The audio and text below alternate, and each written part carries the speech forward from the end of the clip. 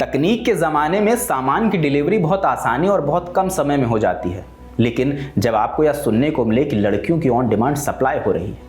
दिल्ली का पहाड़गंज इलाका, लड़कियों को एक होटल से दूसरे होटल तक पहुंचाया जाता और ये सब कुछ महीनों से चल रहा था। पर हैरान करने वाली बात यह है कि स्थानीय पुलिस तमाम खबरों से एकदम अनजान थी, या आरोप की शक्ल में कहा जाए कि अनजान बनी हुई थी। यह मामला है सेक्स रैकेट का। वो सेक्स रैकेट जो बहुत एडवांस तरीके से काम करता है, उसका खुद का परिवहन तंत्र है, खुद का संचार तंत्र है और ऐसे तमाम नेटवर्क हैं। कहा जाता है अलग अलग राज्यों से लड़कियां लाई जाती जिन्हें शुरुआत में अलग अलग काम बताए जाते, तनख्वाहें बताई जाती, लेकिन उनके हिस्से आता देह व्यापार की शक्ल में एक अंतहीन अंधेरा। आरोप ये भी है कि होटल और मकानों के बाहर कई डिलीवरी बॉय अपनी स्कूटी और बाइक लिए तैयार खड़े रहते। ग्राहकों के ऑर्डर पर वे लड़कियों को 10 मिनट के अंदर होटल पहुंचाते और वहां से वापस लेकर आते। तारीख थी 20 मार्च 2025। सेंट्रल पुलिस के दफ्तर में फोन की घंटी बजती है। दूसरी तरफ एक टिप थी कि दिल्ली के पहाड़गंज के होटल में सेक्स रैकेट चलाया जा रहा है। दैनिक भास्कर की रिपोर्ट के मुताबिक इसके बाद पहाड़गंज पुलिस स्टेशन, सरदानंद मार्ग पुलिस चौकी और हिम्मतगढ़ पुलिस चौकी की टीमों ने जॉइंट ऑपरेशन शुरू किया। पुलिस को एक घर का पता मिला।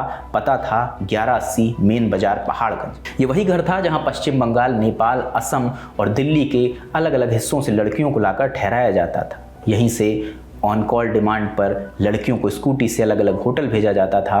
पुलिस ने आरोपियों को रंगे हाथ पकड़ने के लिए एक प्लान बनाया। इस बीच 3 होटलों का जिक्र आया, गॉड इन, मिनी पैलेस और यस प्लीज। पुलिस ने घर समेत तीनों होटल पर छापेमारी की। इस दौरान पुलिस ने 23 लड़कियों को रेस्क्यू किया। इनमें से 10 नेपाल की थी, 3 लड़कियां नाबालिग थी। मौके पर पुलिस ने 7 मोबाइल फोन और 2 स्कूटियां बरामद की। एनडीटीवी में हरीश शर्मा की रिपोर्ट के मुताबिक पुलिस को इस रैकेट की जानकारी एनजीओ मनोबल की ओर से दी गई थी। एनजीओ की फाउंडर निर्मला बी वॉल्टर ने बताया, हमने इसकी जानकारी deputy commissioner of police Harshvardhan को दी थी। उन्होंने बिना वक्त गवाए आधी रात में महिला चौकी इंचार्ज सब इंस्पेक्टर किरण सेठी के साथ पुलिस टीम तैयार की और एनजीओ की निशानदेही पर छापेमारी की। आधी रात अचानक हुई इस पुलिस की कार्रवाई में किसी को भागने का मौका नहीं मिला। पुलिस ने इस नेटवर्क से जुड़े कई दलालों को हिरासत में लिया है। पुलिस जांच में मिली जानकारी के मुताबिक इस रैकेट को निजाम और रेहान नाम के 2 लोग चला रहे थे। दोनों अभी फरार हैं। पुलिस उनकी तलाश कर रही है।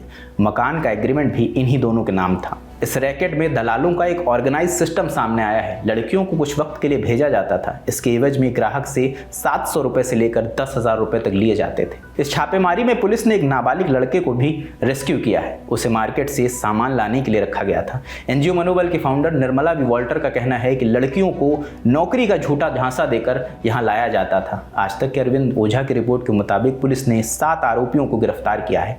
इनमें नुरशेद आलम, जिनकी उम्र 21 साल है, मोहम्मद राहुल आलम, अब्दुल मन्नान, तौफीक रिस्का, शमीम आलम, मोहम्मद जरूल, मोहसिन शामिल हैं। मामले में कोई और अपडेट आएगा वो भी हम आपको बताएंगे। इस खबर में इतना ही। कैमरे के पीछे प्रशांत है, मेरा नाम रजत है। देखते रहिए दिल्ली लंटॉप। बहुत शुक्रिया।